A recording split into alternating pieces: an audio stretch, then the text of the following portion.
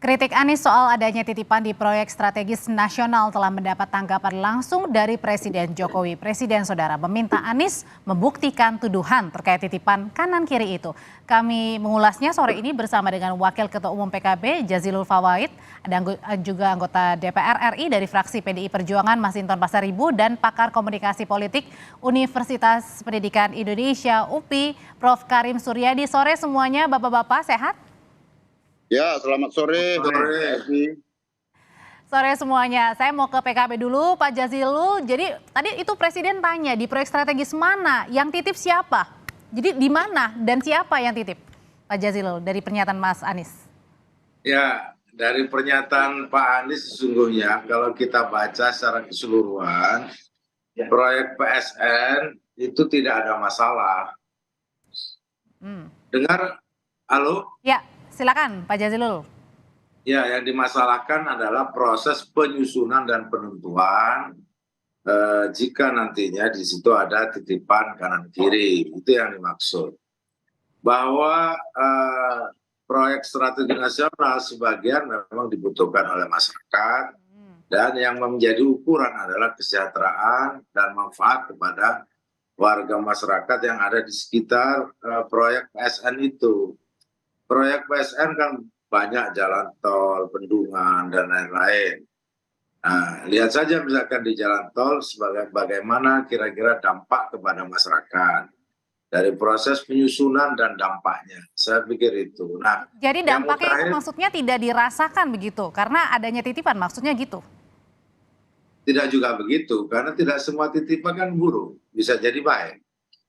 Nah, yang terjadi bahwa misalkan katakanlah investasi yang ada di Rempang yang rame tempo hari itu kan juga perlu melibatkan masyarakat sehingga tidak ada keributan dengan masyarakat. Itu kan proyek yang skalanya nasional, itu kan pabrik kaca. Untuk saya yakin proyek-proyek nasional yang ditetapkan itu tentu sudah melalui proses. Namun sangat disayangkan jika proyek penyusunannya atau pelibatan. Bisa dikasih contoh nggak Pak Jazilul? Kira-kira proyek mana begitu yang rentan atau sudah jangan-jangan sudah rentan ini yang dirasakan? Ada datanya? Ya tentu ada puluhan ya proyek ya PSN itu yang bahkan oleh pemerintah sendiri dihentikan kan. Contohnya misalnya Pak? Beberapa contoh lihat saja yang itu ada di berbagai pemberitaan. Proyek jalan tol, proyek bendungan, termasuk juga proyek investasi yang lain. Misalkan seperti yang mutakhir, seperti di Rempang. Itu kan contoh di mana masyarakat misalkan menolak, di mana ada masyarakat yang merasa bahwa disingkirkan ataupun dipindahkan karena sebuah proyek. Nah, itu kan artinya pelibatan masyarakat kurang. Padahal proyek itu belum jalan. Dan nyata jalan, apa kira-kira yang menjadi. Jadi maksud saya, di setiap proses yang ada itu mestinya masyarakat terlibat dan sudah merasakan manfaatnya, mestinya. Ini malah manfaatnya kena gas air mata, masyarakat ada yang anak-anak sekolah. Jadi di sini maksudnya masyarakat dirugikan begitu ya? Ya, kalau di Rempang pasti itu. Kalau gitu Pak Jazilul? Anak-anak kena gas air mata ketika sekolah, padahal itu ditanya tumpah lahirnya. Dan itu Pak Jokowi sudah nyampaikan berkali-kali juga, jangan sampai ada proyek investasi yang kemudian tidak melibatkan masyarakat. Kalau ada masyarakat ada di situ, maka harus dihentikan, kan begitu. Kalau gitu sekarang saya tanyain ya ke Pak Masinton. Pak Masinton, betul begitu bahwa proyek strategis ini yang merupakan inisiasi dari Presiden Joko Widodo ini rentan akan titipan kanan kiri? Jadi pertama begini, tujuan dari proyek strategis nasional itu kan untuk mengejar pertumbuhan ekonomi, pemerataan pembangunan, kemudian itu untuk mendorong mempercepat proses akselerasi menciptakan kesejahteraan di masyarakat, terus mendorong pembangunan di daerah-daerah dan juga penciptaan lapangan kerja. Kan itu tujuan dari proyek strategis nasional. Nah, maka proyek strategis nasional ini dia masuk dalam perencanaan pemerintah dari mulai Bappenas, Kementerian Keuangan, dan kemudian dianggarkan dalam APBN kita. Nah, yang menjadi ramai ya karena adanya tudingan bahwa proyek strategis nasional ini titipan kanan dan kiri. Nah, itu yang perlu dipertanyakan sebenarnya. Ini yang mana? Kan gitu. Tadi sudah dijawab sama Pak Jazilul, salah satunya Rempang katanya, Pak Masinton. Apa? Salah satunya Rempang, tadi sudah dijawab sama Pak Jazilul katanya. Nah, kalau salah satu ya Rempang, tinggal dijelaskan aja itu proyeknya siapa, dititipkan ke siapa, kan begitu. Artinya ketika tudingan itu kan siapa yang menuduh, kan dia yang harus membuktikan, kan begitu. Nah, tidak berasumsi-asumsi. Nah, jikalau dalam proyek strategis nasional itu, dalam implementasi pelaksanaannya, ternyata umpama tidak melibatkan partisipasi masyarakat dan kemudian mengabaikan hak-hak masyarakat. Nah, itu perlu dibenahin gitu ya.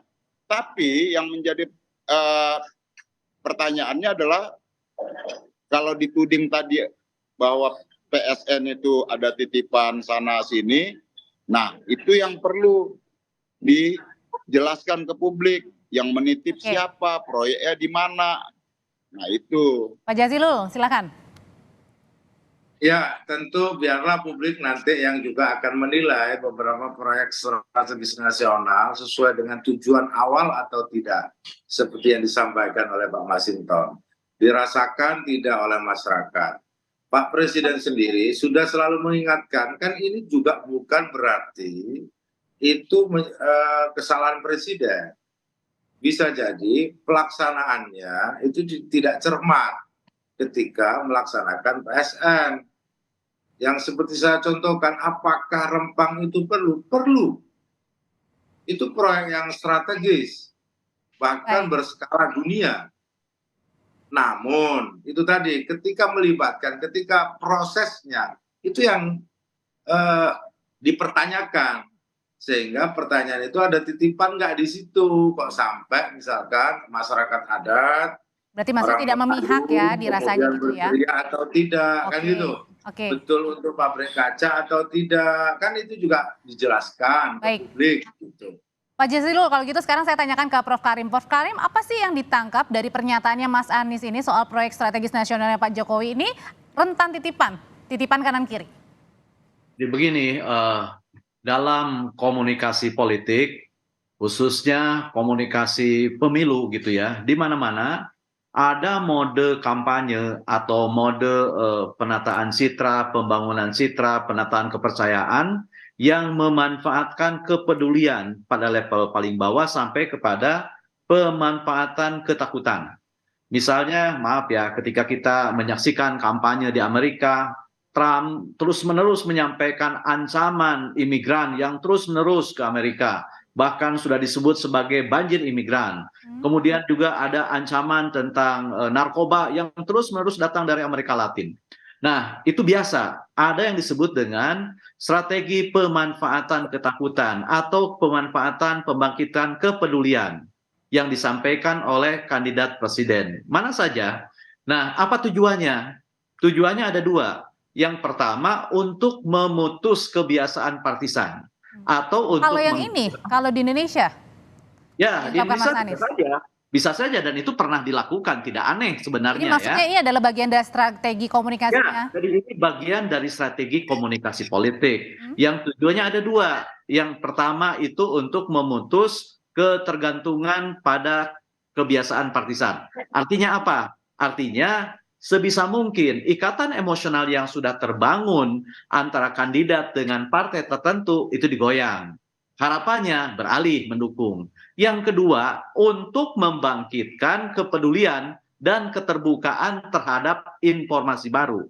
Nah, kenapa begitu? Karena biasanya ketika ikatan partisan sudah kuat, maka orang-orang akan melihat fenomena yang muncul, realitas yang ada berdasarkan kacamata partisannya.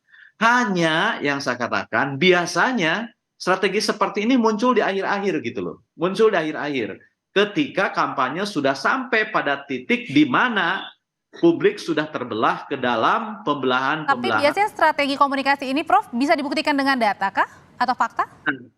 Biasanya begitu, biasanya itu dua hal yang berbeda. Oke. Dua hal yang berbeda. Soal pembuktian, apakah itu benar, apakah itu tuduhan palsu, apakah itu soal fitnah, itu ranah yang lain, itu ranah hukum.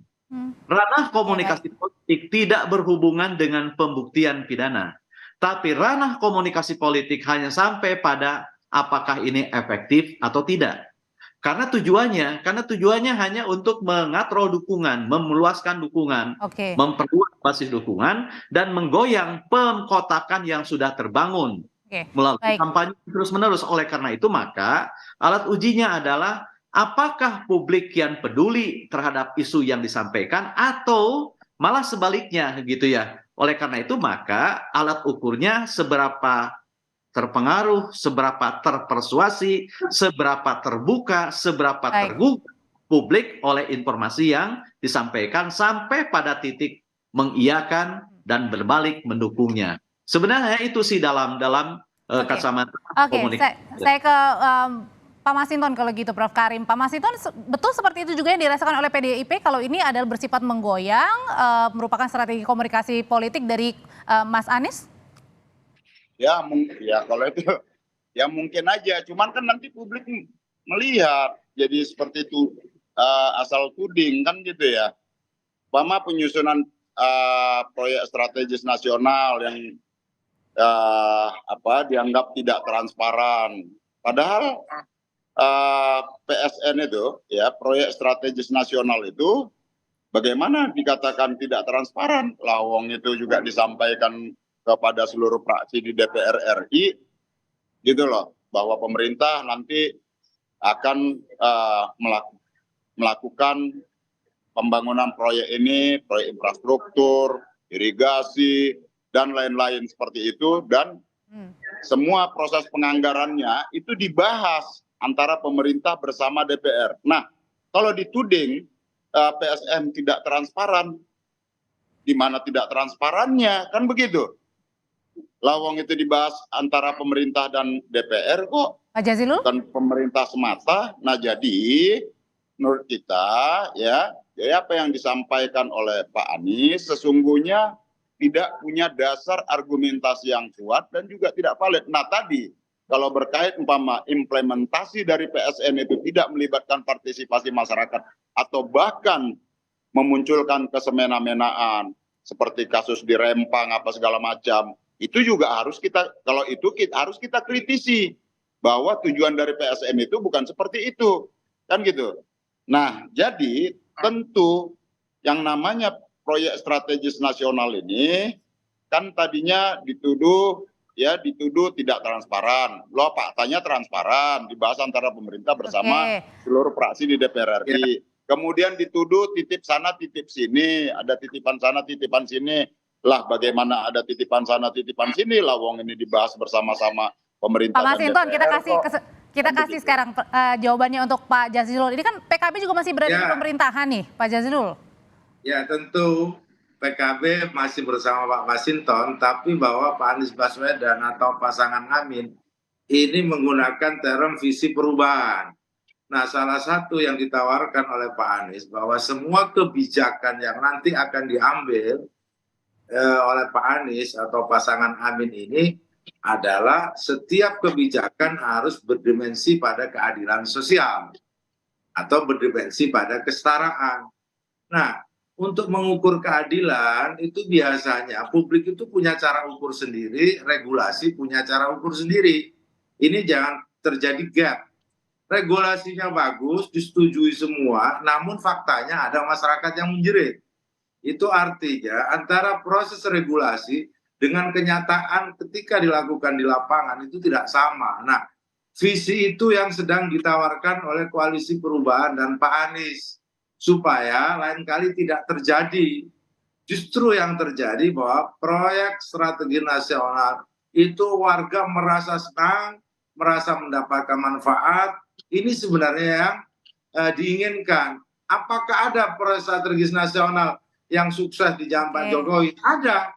Kita tidak menutup mata. Pasti ada bendungan, ada jalan tol. Tapi kan pasti tidak semua proyek itu sempurna. Oleh sebab itu cara menyempurnakannya adalah dengan melibatkan masyarakat yang lebih luas. Jadi ini bukan bagian dari strategi komunikasi politik ya? Ketika melaksanakan harus berdimensi pada keadilan dan kesetaraan. Jangan hanya menguntungkan investor misalkan, tapi masyarakat ditinggalkan. Masyarakat adat menjerit sementara investor didukung oleh negara.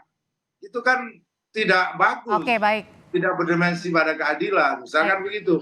Nah, pendekatan itu yang tidak boleh terjadi ketika Pak Anies dan Pak Muhaimin menjadi presiden dan wakil presiden. Oke, baik. Nah, Prof. Karim, kalau apa yang disampaikan oleh Pak Jazilul ini sebenarnya kalau untuk apa yang disampaikan oleh Mas Anies kemarin, apakah ini juga sebenarnya membidiknya ini adalah untuk baca pres Mas Ganjar? Oh, tidak identik juga. Yang identik juga dengan Pak Jokowi gitu?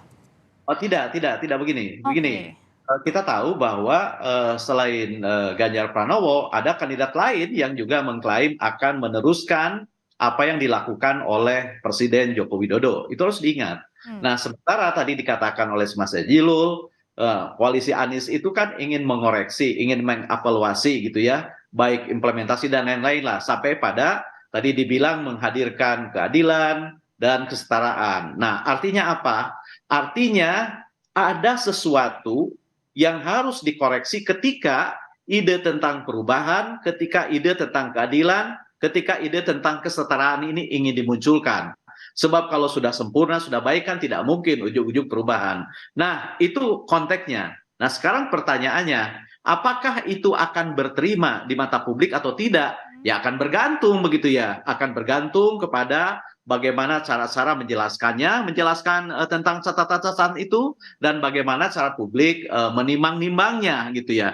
Jangankan publik, Bang Masinton aja punya pandangan yang berbeda kan gitu. Tapi menurut saya itulah diskursus yang akan terbangun. Diakui atau tidak, cara seperti ini akan muncul begitu ya, akan muncul sebab misalnya kalau kita analisis dalam kampanye pasti ada attacking, menyerang, disadari atau tidak, terbuka atau tidak. Nah, karena ini konteksnya, konteks pembangunan strategis nasional dan kebetulan misalnya mempositioning yang diambil oleh koalisi perubahan ini kan mengoreksi gitu kan. Jadi menurut saya ini sebuah hal yang mudah dipahami gitu ya, mudah dipahami meskipun dari kacamata komunikasi politik tidak sampai kepada pembuktian dan publik yang menilai apakah catatan yang disampaikan itu betul-betul koreksi, evaluasi berbasis data atau tidak. Publik akan menilai itu. Dan yang kedua yang lebih penting dari itu, sebenarnya efek psikologi komunikasi. Nah, apakah kepedulian yang akan muncul, ketakutan yang akan mencuat, atau malah sebaliknya, ketika publik sedang menanti bagaimana sih rasanya kereta cepat itu? Nah, tiba-tiba muncul proyek strategis nasional gitu. Apakah kepedulian publik yang terbangun atau malah tertimpa oleh kepenasaran publik terhadap yang satu ini begitu. Jadi itu yang akan menentukan apakah ini efektif atau berarti tidak. diserahkan kembali ke publik begitu ya. Ya, gitu ya. Baik, terima kasih Prof. Karim, terima kasih Pak Masinton Pasaribu dan juga terima kasih Pak Jazilul. Terima kasih. Sehat selalu. Terima kasih.